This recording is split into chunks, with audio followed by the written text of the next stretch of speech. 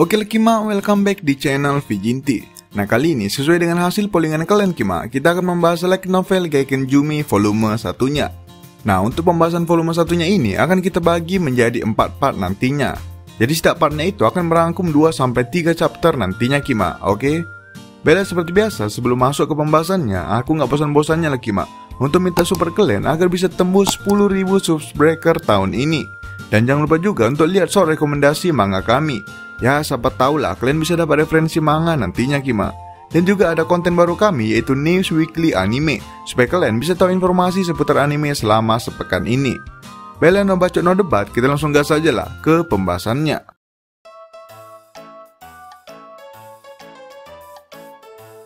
Kita awali dari prolog singkatnya Kima.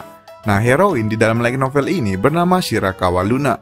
Kalau di manga dia dipanggil Runa. Cuman di sini kita sepakati aja lah Kima panggilannya dengan Luna. Nah si Luna ini merupakan seorang siswi gal yang sangat amat cantik.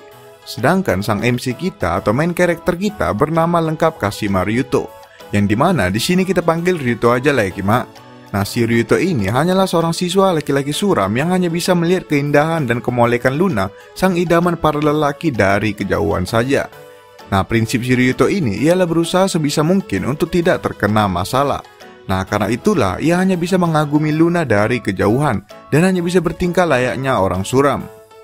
Begitulah cara si Ryuto ini menikmati kehidupan sekolahnya yang aman dan damai Kima. Oke lah sekian dari prolog singkatnya. Sekarang kita langsung masuk aja lah ke chapter satunya.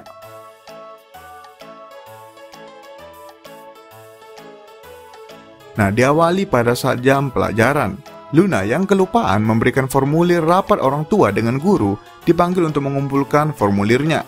Ya kalian tahulah formulir angket mengenai masa depan yang sering kalian lihat di anime-anime gitu Kima. Nah sesaat ingin maju ke depan, Luna menyadari kalau masih ada bagian yang kosong yang lupa ia isi. Luna pun langsung melirik ke sekitarnya. Dan kebetulan pula Kima, meja yang paling dekat dengan si Luna pada saat itu ialah mejanya si Ryuto. Otomatislah si Luna ini spontan mendekat dan ingin meminjam pena dari Ryuto. Ryuto di sini yang posisi tempat duduknya pas di depan guru langsung menjadi sasaran Luna dan terpaksa meminjami penanya. Ryuto yang menyaksikan hal tersebut spontan gugup.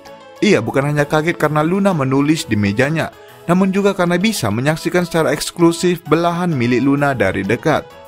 Ya karena di sini posisinya si Luna ini kan agak nunduk Ces, jadi atau nampaklah belahan penuh dosa itu, ya kan Kima? Nah kemudian setelah selesai, Luna pun langsung mengembalikan pena Ryuto dan mengucapkan terima kasih yang tulus kepadanya. Nah disinilah Kima, si Ryuto ini merasakan cinta pada pandangan pertama kepada si Luna. Kalian pun kalau di situasi kayak gini pasti senang bukan main ya kan Kima. Kalau calon doi kalian tiba-tiba nulis sesuatu di meja kalian, rasanya itu kayak kita udah orang yang paling spesial gitulah di mata si doi ini. Padahal aslinya ya kalau butuh aja lah dia baru datang ya kan Kima. Cuman itulah Kima, kita cowok ini pun gampang kali diperdaya ya kan. Oke lah lanjut. Nah kita lompatlah setelah 3 bulan dari peristiwa cinta pada pandangan pertama tersebut. Nah di sini Ryuto sedang bersama kedua sahabatnya, yaitu Ichiji Yusuke dan Nishina Ren. Yang dimana di sini kita panggil Ichi sama Nishi aja ya Kima, biar gampang. Nah mereka sedang makan siang di atap sekolah sambil membicarakan hasil UTS mereka. Ichi dan Nishi di sini sangat khawatir tentang nilai mereka. Namun berbeda dengan Ryuto.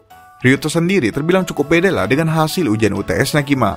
Nah di sini Ichi kemudian berkata lagi bahwa mereka bertiga harus bersama apapun yang terjadi. Maksudnya itu Kima, kalau satu orang nilainya jelek, ya semua juga harus jelek. Nah inilah yang membuat Ryuto langsung khawatir, karena dia sendiri cukup pede dengan nilainya. Ichi pun di sini sempat membuat kesepakatan bahwa siapa yang dapat nilai tertinggi, maka harus mendengarkan perintah dari yang mendapat nilai terburuk. Nah di sini Ryuto yang tidak terlalu menganggap serius hal tersebut hanya mengangguk setuju saja. Oke lanjut, seminggu setelah kesepakatan itu keluarlah hasil ujian mereka Kima. Ichi di sini mendapat nilai 18 di ujian bahasa Inggris dan berhasil menjadi yang terburuk dari mereka bertiga. Sementara Ryuto lulus dengan nilai pas-pasan. Nah Ichi melihat itu pun sontak emosi dan langsung mengingatkan kembali janji mereka seminggu lalu kepada Ryuto. Ichi pun tanpa ragu langsung memerintahkan Ryuto agar menembak gadis yang ia sukai sebagai hukuman karena tidak setia sebagai kawan. Alasan Ichi memberi perintah tersebut Kima udah pastilah agar Ryuto juga sama menderitanya dengan mereka. Karena pikirnya nggak mungkin lah orang suram kayak si Ryuto ini akan diterima cintanya nanti. Nah, Ryuto pun dengan terpaksa menerima perintah tersebut karena taruhannya ialah persahabatan mereka. Nah, seketika memikirkan hukuman tersebut, orang pertama yang terlintas di benak si Ryuto ini ialah si Luna. Namun ia hanya bisa membayangkan dirinya yang akan ditolak mentah-mentah oleh gadis para idaman siswa tersebut.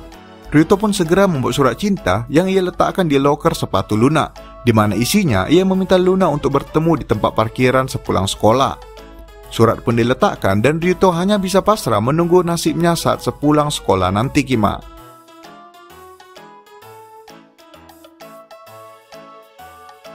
Oke, lanjut. Setelah sepulang sekolah, Ryuto pun langsung pergi ke tempat parkir.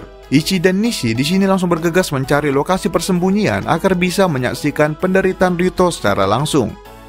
Nah, beberapa saat kemudian Luna pun muncul di hadapan Ryuto dan langsung menanyakan tentang surat tersebut. Ryuto yang masih belum siap dengan mentalnya hanya bisa menjawab iya sambil gemetaran.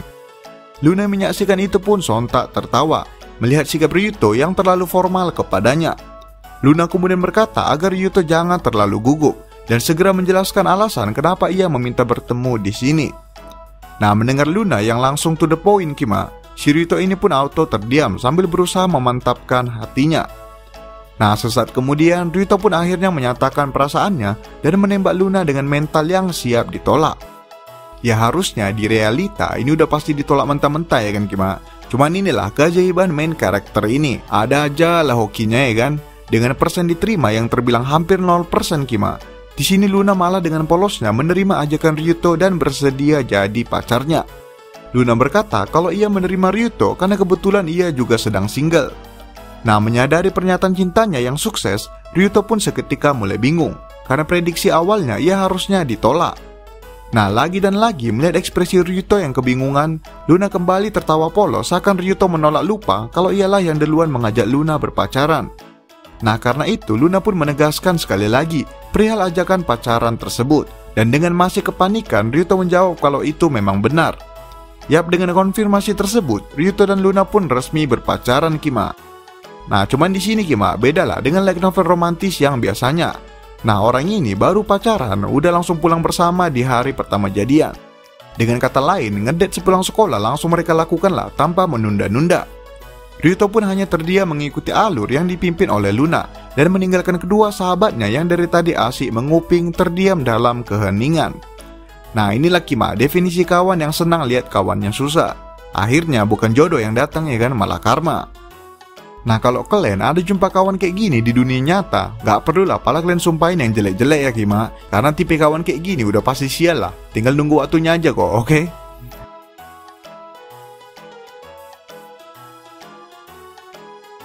Nah, kita lanjutlah lagi pada saat perjalanan pulang.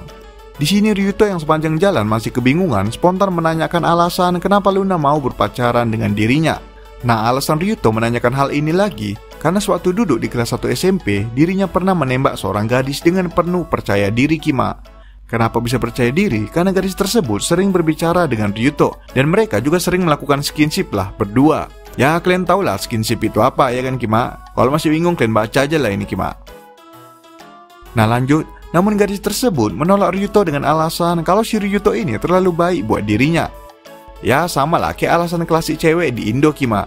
Nah, karena itulah si Ryuto ini memiliki trauma dalam menembak seorang gadis. Oke, kita balik lagi lah kepada si Ryuto yang bertanya kepada Luna tadi.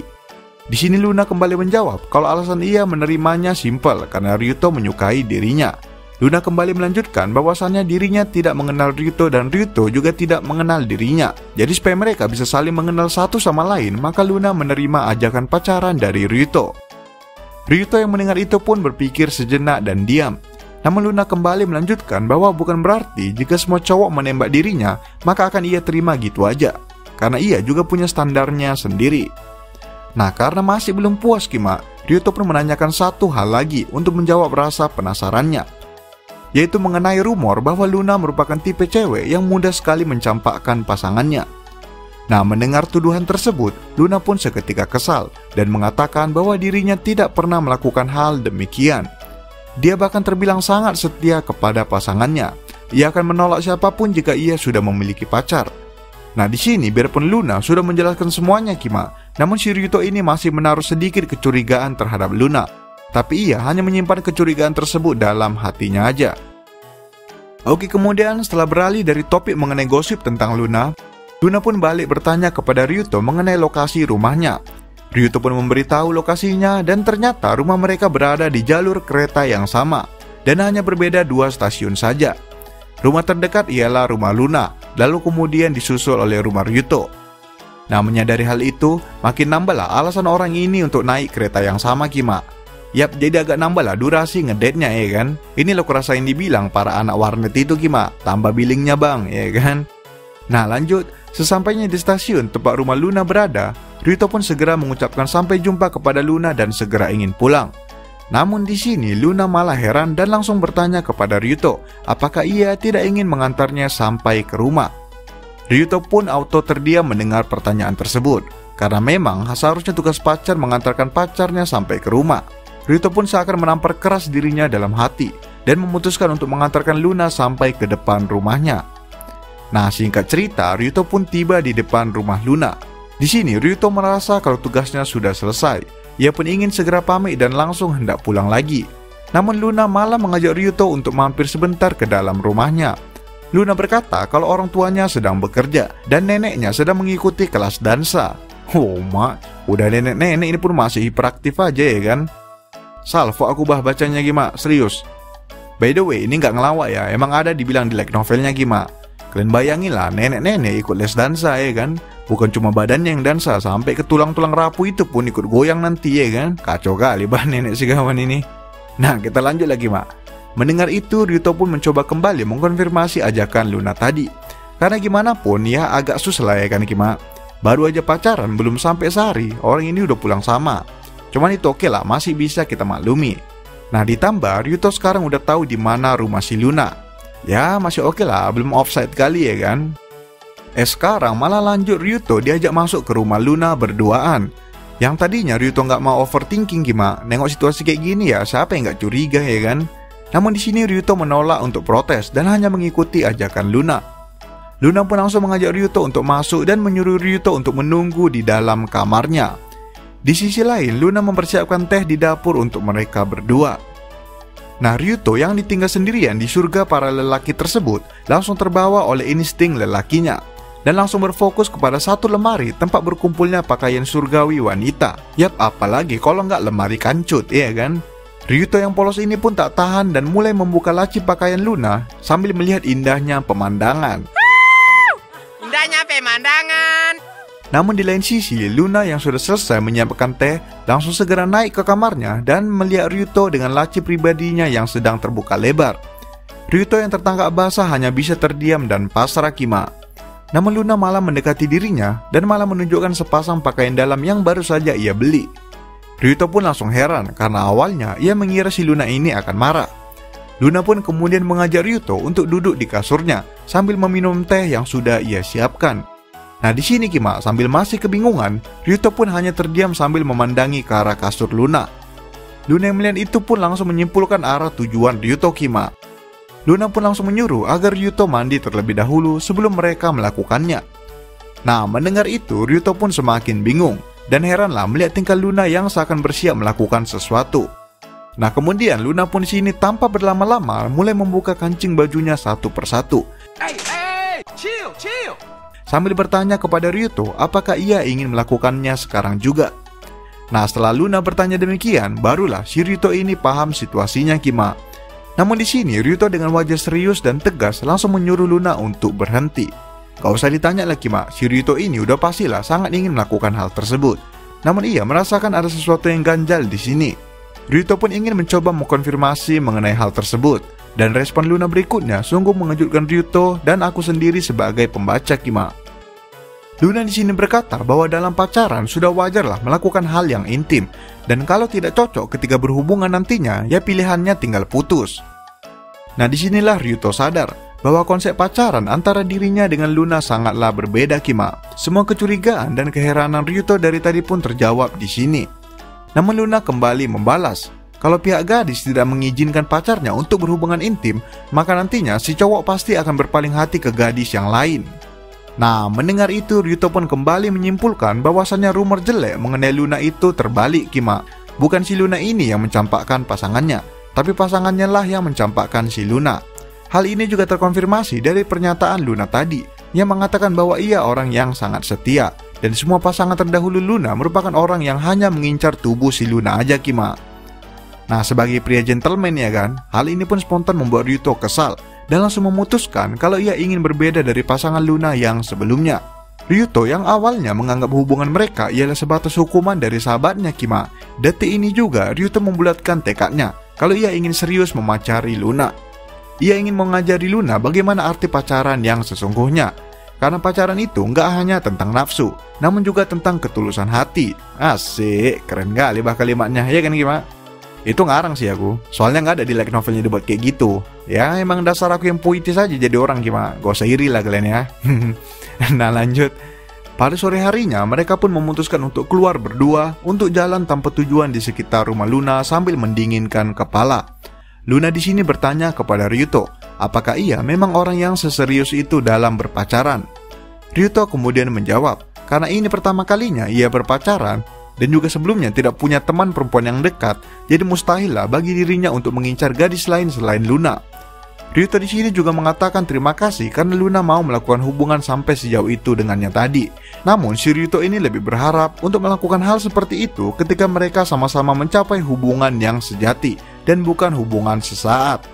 Nah, kalimat barusan barulah emang murni dari autornya Kima. Cuman ya masih lebih keren kalimatku tadi sih Kima. Cemana lah ya kan. Nah, di sini Luna pun langsung tersenyum bahagia karena Ryuto berbeda dengan pasangan sebelumnya. Perlakuan Ryuto hari ini langsung dengan cepat membuktikan kepada Luna kalau ia jauh berbeda dari mantan brengseknya yang sebelumnya. Nah, setelah selesai mendinginkan kepala, Ryuto pun mengantar kembali Luna ke rumahnya. Namun saat hendak ingin pulang, Luna di sini sempat berkata kepada Ryuto demikian Kima. Luna berkata demikian dengan wajahnya yang berseri sambil sedikit memerah. Namun di sini Ryuto dengan tanpa ekspresi langsung berjalan pulang tanpa berkata apa-apa. Namun setelah Ryuto sampai di rumahnya, barulah ia langsung berteriak histeris di kamarnya akibat penyesalan karena gagal melakukan hubungan esek-esek dengan Luna. Oke lah Kima, sekian untuk part satunya. Cemana Kima, mantap gak? Ya si Ryuto ini pun binatang juga ku tengok ya kan. Gayanya jadi awal sok bijak, ujungnya nyesal juga. Emang nafsu ini gak bisa dilawan Kima ya kan. Cuman kita dapat satu fakta terpenting lah dari part satunya ini, yaitu si Luna ini udah nggak suci lagi. Yap, dah bolong dia Kima, dah bolong. Ya kasihan lah MC kita ini dapat kaleng bekas. Cuman slow kalian Kima, kaleng bekasnya belum berkarat kok ya kan. Masih ada wangi-wangi mesin pabrik gitulah. Ya masih layak pakai lah. Jadi nggak usah lah kalian hina si Luna ini ya Kima. Nah itu dulu lah ya Kima. Jangan kemana-mana, jangan main jauh-jauh. Jangan lupa like, comment, subscribe, and goodbye Kima.